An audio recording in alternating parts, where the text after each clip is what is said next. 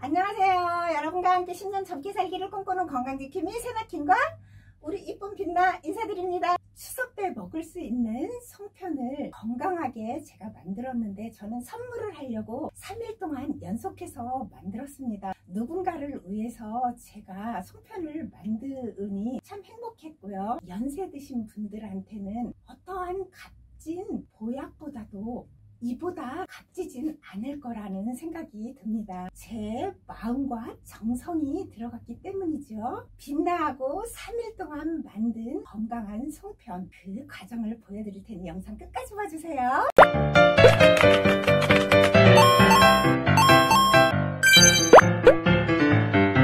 검은깨와 들깨, 팥으로 송편 속을 만들 겁니다. 검은깨와 들깨는 제가 볶았고요. 물로 깨끗이 씻었습니다. 얘를 끓는 물에 1분간 삶아줄 거거든요. 그 이유는 팥에는 약간의 독성이 있어서 물로 한번 끓여주고 그 물을 버리고 끓여줘야 한다고 합니다. 그리고 그렇게 안 하고 바로 그냥 끓여줬더니 팥에서 약간의 쓴맛이 났습니다. 물이 끓으면 삶아줄게요. 2컵을 여기 넣어줄게요. 1분만 끓여줍니다. 1분 끓었습니다. 이걸 체에 받쳐줄게요. 삶아준 콩을 전기밥솥에 부어주세요. 콩이 2컵이니 물도 2컵입니다. 전기밥솥에 쾌속 타임으로 해도 되고요. 작곡 타임으로 해도 됩니다. 어느 것으로 하든 시간은 50분 정도 걸립니다. 335g 정도 되는 이 애호박을 얇게 채 썰어줬습니다. 전자레인지에 3분 데워줄게요. 작은 단호박인데 312g입니다. 이걸 전자레인지에 먼저 3분간 쪄줄게요. 전자레인지에 3분간 쪄준 단호박입니다. 이것을 반을 잘라주세요. 그리고 씨를 빼주세요. 뜨거우니까 식어서 하면 더 좋고요. 바로 하려면 이렇게 저처럼 장갑을 끼고 하세요. 씨를 빼내고 요 끝에 부분도 이렇게 잘라주세요. 단호박도 껍질을 절대 버리면 안 됩니다. 요것만 잘라주세요. 전자레인지에 2분만 데워줄게요. 2분간 더 쪄준 단호박입니다. 뚜껑을 닫고 애호박과 같이 반죽을 해볼게요. 단호박과 애호박 준비하는 동안 팥이 다 삶아졌습니다. 이걸 쏟아볼게요. 물이 하나도 없죠. 다른 콩은 한번 삶아내지 않아도 되는데 팥은 꼭 한번 삶아내세요. 이걸 가지고 제가 팥소를 만들어 볼게요. 이 컵으로 2컵을 넣고 팥 1컵에 원당 1스푼씩 넣어주니까 좋더라고요. 저는 충분히 달고 맛있거든요. 이렇게 갈아서 해보고 난 그래도 조금 더 달았으면 좋겠어 하면 1스푼 더 넣어도 좋을 것 같습니다. 갈아주세요. 완전하게 갈아지진 않았지만 반 이상 잘라졌습니다. 이래야 좋더라고요. 그런데 나는 그냥 통팥이 좋다 하면 뜨거울 때 원당을 넣고 원당을 녹여주면 됩니다. 원당은 설탕처럼 그렇게 잘 녹지는 않더라고요. 그래서 잘 녹을 수 있게 도와줘야 됩니다. 지금 이렇게 돌렸는데도 원당이 위에 이렇게 묻어 있어요. 이렇게 잘 섞어주세요. 들깨와 검은깨 이 팥을 가지고 이제 반죽을 시작할게요. 반죽을 단호박으로도 할 거고요. 애호박으로도 할 거고 현미 쌀가루로만도 할 겁니다. 3가지를 할 건데 반죽하는 건 똑같아요. 단호박을 먼저 할게요. 단호박을 그릇에 쏟아주세요. 물은 하나도 들어가지 않습니다. 단호박 1개에 쌀가루 1컵 넣어주면 되더라고요. 맨날 하는 일을 제가 착각을 해요. 먼저 하실 때는 단호박을 먼저 으깨주세요. 그러면 더 좋습니다. 나이가 먹으니까 자꾸 깜빡깜빡해요. 금방금방 한 것도 단호박을 으깨야지 생각하고 이 으깨는 것까지 갖다 놓고 엉뚱한 짓을 또 하네요. 어떻게 해든 서울만 가면 되죠. 이렇게 한 다음에 소금을 반 티스푼 정도만 넣어주세요. 이걸로 이렇게 해주세요.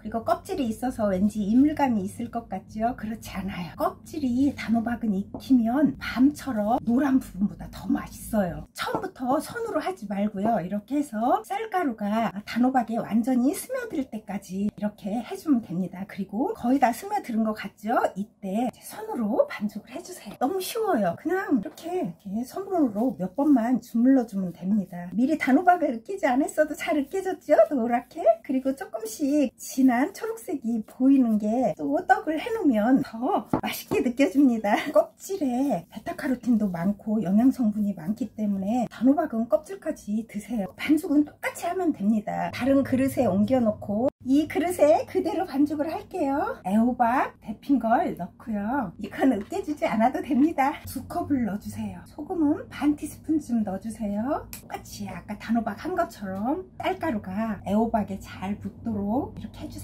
흰 쌀가루로 했을 때보다 훨씬 고소하고 맛있었습니다. 손으로 똑같이 반죽해주면 됩니다. 이렇게 해서 또 아까처럼 뭉쳐놓으면 됩니다. 쌀가루를 반죽할 때는 또 어떡한지 똑같은데 제가 분량만 가르쳐 드릴게요. 현미 쌀가루 2컵에 소금은 2꼬집 정도만 넣으세요. 물을 150ml 넣으면 됩니다. 쌀만한 것 반죽을 조금 더 오래 했어요. 반죽을 정말 뚝딱뚝딱 금방 했지요.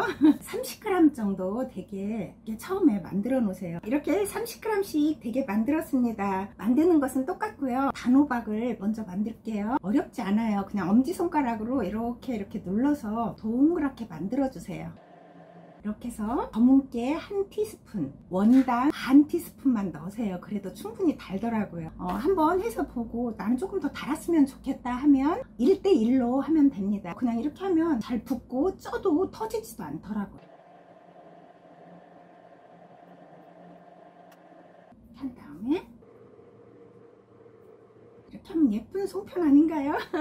찜기에 면포가 있으면 좋고요. 저는 종이 호일을 찢어서 이렇게 여기에 담궜습니다. 그리고 한 번만 쓰지 말고 다 찔 동안 이거 써도 돼요. 저 어저께 이거 찐 걸 그대로 오늘 또 쓰는 겁니다. 여러 번 써도 돼요. 이걸 이렇게 차곡차곡 넣어주면 됩니다. 들깨로 해볼게요. 똑같이 하면 됩니다. 들깨 한 티스푼을 넣고요. 원당 반 티스푼만 넣어주세요. 확실히 쌀로만 한 게 예쁘게 잘 되네요. 이건 진짜 예쁘게 만들었죠. 이번에는 애호박이 제가 지난번에 할 때보다 양이 좀 많았나 봐요. 그때는 그램수를 재지 않고 그냥 애호박 한 개 이렇게 해서 했더니 조금 묽은 것 같아요. 그래도 괜찮아요. 팥을 넣고 해볼게요. 한 티스푼을 넣고 꾹꾹 눌러주세요. 그리고 적당히 또 넣고 꾹 눌러주세요. 너무 많이 넣은 것 같을 때는 이렇게 해주면 돼요. 그럼 다 붙어요. 그리고 쪄도 절대 터지지 않더라고요. 이렇게 한 다음에 모양을 만들어주면 돼요. 만드는 건 어떻게 하든 상관없습니다. 예쁘지 않나요? 나머지는 다 만들어서 제가 찐 다음에 보여드릴게요. 이렇게 다 만들었습니다. 예쁘지요?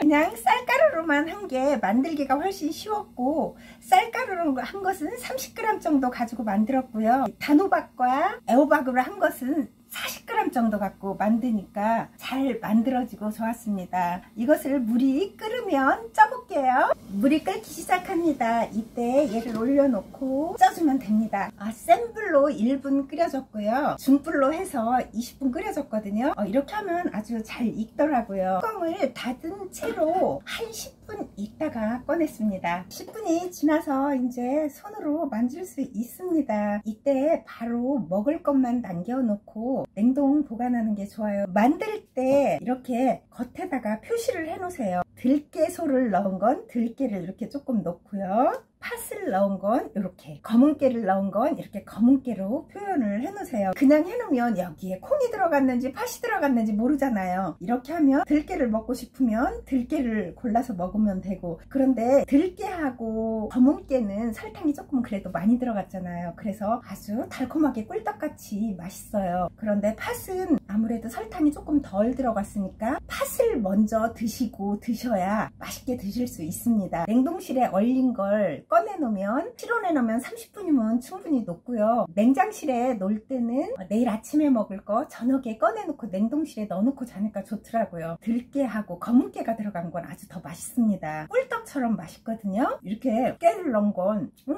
맛있어 이 소리가 나와요. 설탕이 좀 많이 들어가면 그런 것 같아요. 그래도 원당이니까 한 3개, 4개 정도 드시는 건 괜찮습니다. 그리고 팥도 너무너무 맛있거든요. 찔러놓은 걸 먹어볼게요. 깨를 먹고 팥을 먹으면 하나도 안 달다고 느껴지거든요. 근데 팥을 먼저 먹으면 달아요. 팥을 먼저 먹고 깨를 먹고 이렇게 보면서 골라서 드세요. 그래서 한 끼 식사로 한 3-4개 정도 드시는 건 아주 좋습니다. 이걸 넣으면서 알려드리면 더 좋을 텐데 보관해 놓은 걸 제가 가르쳐 드릴게요. 그릇에다가 이렇게 담아서 랩이나 이런 걸 이렇게 씌워 놓으세요. 얼으면 비닐이나 그릇에 담아 놓으면 됩니다. 그래서 이렇게 얼린 걸 떼어서 비닐 위에 보관했습니다. 그러면 지들끼리 붙지 않아서 먹을 만큼 꺼내면 돼요. 실내에다 놓으면 30분만 있으면 금방 녹거든요. 하루 3-4개 정도 드세요.